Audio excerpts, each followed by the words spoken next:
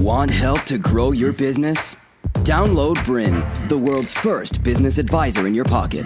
To find out more, visit bryn.ai or search the App Store today.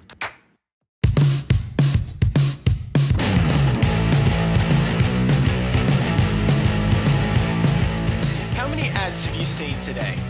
No, really, think about it. From the moment you woke up this morning and reached for the phone, what was in your inbox this morning, on the drive to work, the things you saw on the back of the bus, on the billboards, all those ads out there trying to get your attention. You know what? For every single one of those ads, somewhere out there is a business owner or marketer like you thinking, I hope this is the one that gets noticed. But the bad news is most of them don't get noticed. Most of them are actually ignored. In fact, we're seeing about 3,000 ads every single day. 3,000 trying to get our attention. Of those 3,000, we only notice about 80. And of the 80 you notice, we react to 10, and half of those have annoyed us. Wrong message, wrong time. I hate it when they call me at home. You know the deal. So how on earth do you get your message actually noticed out of all of these vying for your attention every day? Hello, I'm Adam Long. You'll sometimes hear me called Stones, and welcome to Marketing Mavericks. In today's episode, we're looking at how predatory marketing can help you outsmart your competition.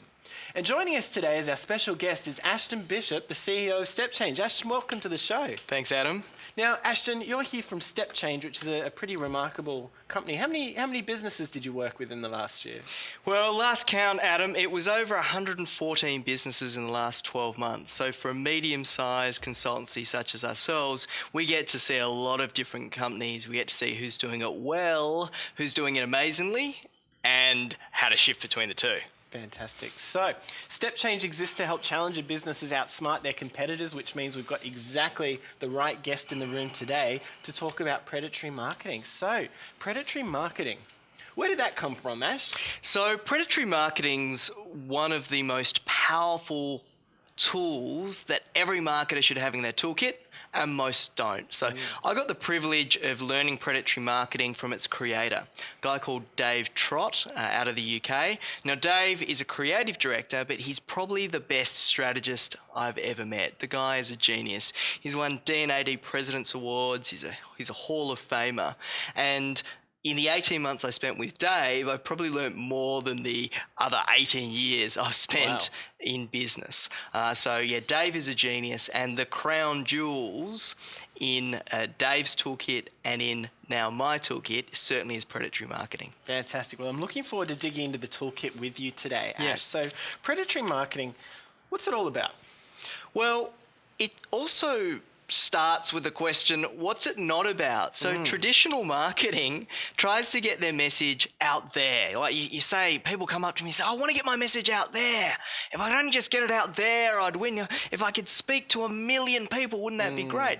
Now, they're missing the point, as you said in your introduction. It's not about getting it out there. It's about getting it up here, to get into the mind. See, most people don't understand that the brand doesn't live in the shelf or the website. Their brand lives in their customer's mind and is only as good as their ability to connect their message to the place in the customer's mind where it matters. And it certainly sounds like out there is a mess with those 3,000 ads vying for attention every day. Yeah. So marketing's not new. It's been around for a while, and you have a point of view that traditional marketing has actually got it wrong. Yeah, so look, traditional marketing was made famous by the Procters & Gambles and the Unilevers through the 50s, 60s, 70s, 80s and 90s. They built billion-dollar businesses, and it was all about, and it's still taught in universities and TAFE courses today, we need to satisfy our customers' needs. They do still teach that. If we can go out and satisfy our customers' needs, everything will be great. And that worked really well when you're Procter & Gamble or Unilever and you're defining a category, you're identifying a need. So here's the need, they identify that, they satisfy it. But then guess what happens? What? Once a need's satisfied, what happens to the need? Well, the need's gone away. And then another entrant comes, and another entrant comes, and another entrant comes. So it might work for the first person, but then what do all the challengers do? What do all the next people to market do? You can't satisfy a need that's already satisfied, that links back to your setup about the number of messages. Okay, so you've got a different way to approach this, Ashton, which is what predatory marketing is all about. Yeah. So let's get the definition up on screen here. Predatory marketing, talk us through it. So it's simple, it's not easy. It just says strike at the weakness that arises out of your competitor's greatest strength. So strike at the weakness that arises out of your competitor's greatest strength.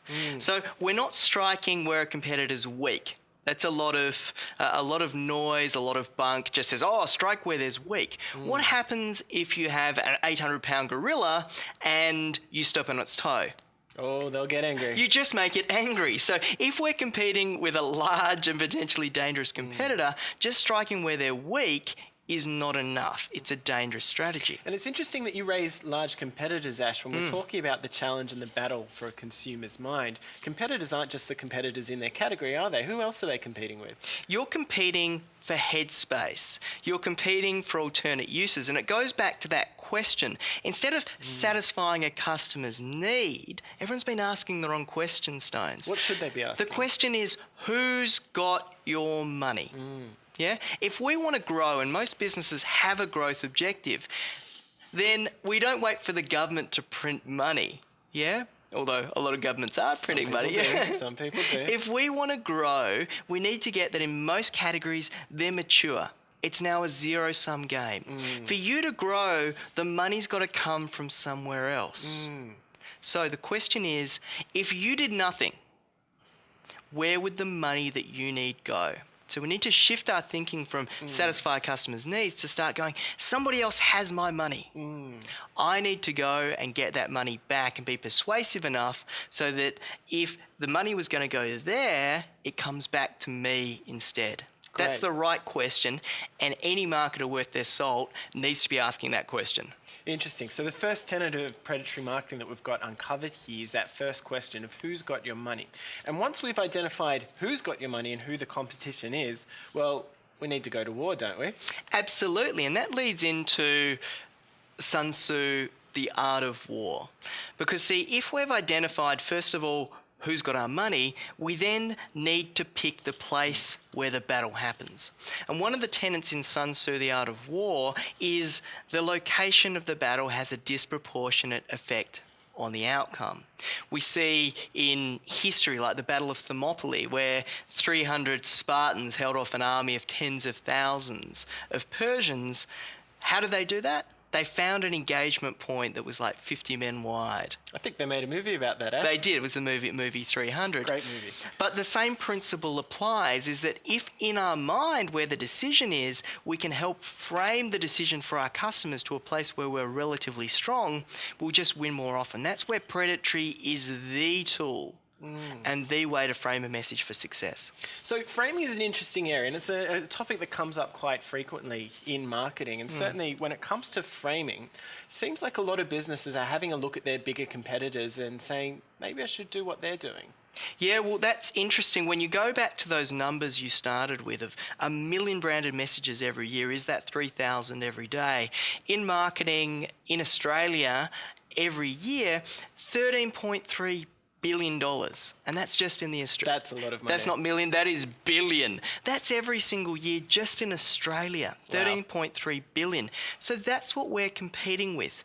And then we see that, you know, we're hardwired only to notice what's different.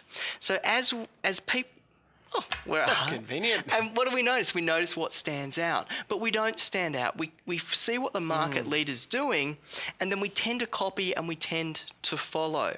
So it's called category semantics and semiotics. The way the language choices used, the visuals, the colours, categories start to look the same.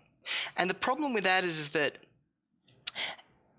challengers who enter a market, they tell themselves a little story. They say, wow, if I could just be like this competitor, I'd do as well as them. I can see where that comes from. You look at who's already been successful. We're always told we should be modelling success. Yeah. So what's wrong with modelling success? Well, they tell themselves that little story. If I could just be like them, I'd do as well as them.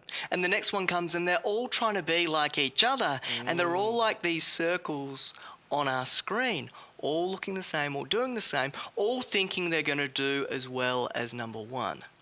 And that doesn't happen. What actually happens? What happens is that if you see an ad for a hamburger and you didn't quite catch the ending of the ad, who was the ad for? Well, I think I drove past 3 or 4 billboards advertising burgers today, and I'm pretty sure they were all for McDonald's. Absolutely, McDonald's. And if you see an ad for a soft drink, you didn't quite catch the ending, who was the ad for? Coke is the obvious choice. And if you see an ad for a toothpaste, but you didn't quite catch the ending, who was the ad for? Well, frankly, I think Colgate's the only brand I know. That's it. 5/9 of marketing and communications. Over half the noise out there just make the market leader stronger. And what you did, when there's any confusion, if you're not paying attention, who does the information benefit? Well, it's going to benefit Coke or Colgate or the market leader. The market leader. So that should scare everyone to their core. All those marketers hoping to get noticed are generally, without thought, without predatory, they're just driving the category, making the market leader stronger. And that leads to the recent Trout data that said first brand to brain, not first brand to market. So for all the startups up there who just are first but then disappear, first brand to brain who get up there get on average twice as much share as number 2, and then twice again as number 3. It's a fascinating area, Ash. Yeah. So modelling success is only going to drive, in 5/9 of instances, misattribution to the market leader. Yeah. That must be a lot of waste across all the marketing spend out there. It's a huge amount of waste. It says 5/9, so over half doesn't actually go to its intended purpose. So when they say a little bit of competition isn't a bad thing, if you're a market leader and you're an incumbent and you're not dealing with marketers who understand, get, and can deploy predatory effectively, then let them spend. They're just driving the category with the same messages that push out and get people to buy on generic terms that just revert to the market leader, because the market leader's the most trusted, and it's sort of Cialdini's factors of influence means that when we're uncertain, we just look for social proof. We follow what everyone else is doing. So there is a bias for market leader and the incumbent staying in place unless the challenger knows predatory and can execute it well. Now, with the volume of businesses that you've worked with, Ash, I'm sure you've seen it before. So let's have a look at one of the case studies where you've Yeah. seen the 5/9 law in action. Yeah. And we'll turn now to a fantastic organisation called Assistance Dogs. Assistance Dogs, incredible organisation. They train puppies, beautiful dogs to help people with disabilities. And it's a pretty diverse range of things they can do. I've heard that they can get a beer out of the fridge, they can pay the cashier at the shop, they can hit the button at a traffic light. Yep. They're pretty remarkable dogs. They can do your washing. They can pull your washing out of the washing Amazing. machine. So it's certainly a cause worth donating to. How have they gone with their fundraising and the 5/9 law? Well, they're an excellent organisation, very efficient marketers, but then they experimented with TV. So they'd had lots of success doing direct marketing optimizations, direct contacts, but then they had the opportunity where a TV station was going to give them a great deal on some media, and they went and got John Cleese. Amazing.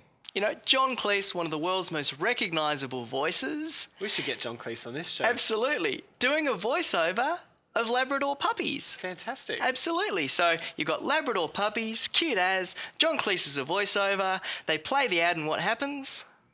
Well, we've got guide dogs on the screen. I'm sure they come into this. The phone rang for the guide dogs. Why? Because people aren't paying attention. They don't see the difference between assistance dogs and guide dogs, all the other tasks, that depth of information. And in a medium like TV, where people sometimes aren't paying a lot of attention, they're engaged heavily with the puppies. They just go, puppies, guide dogs, good cause, pick up the phone and donate. Yeah?